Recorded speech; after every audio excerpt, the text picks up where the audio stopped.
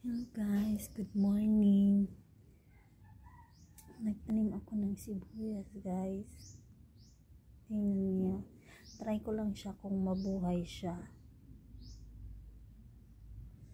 Gusto ko kasi namimiss ko yung magbukid na magtanim kami ng kamuting kahoy, lutya, mais. Try ko tong sibuyas guys, if mabubuhay siya dito sa lupa na kinuha ko. Ayan. Kasi matabang lupa naman yung kinuha ko. First day pa lang niya ngayong araw na to.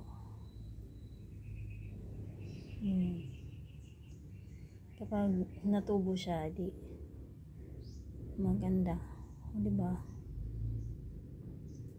Yaman guys. Thank you for watching. God bless.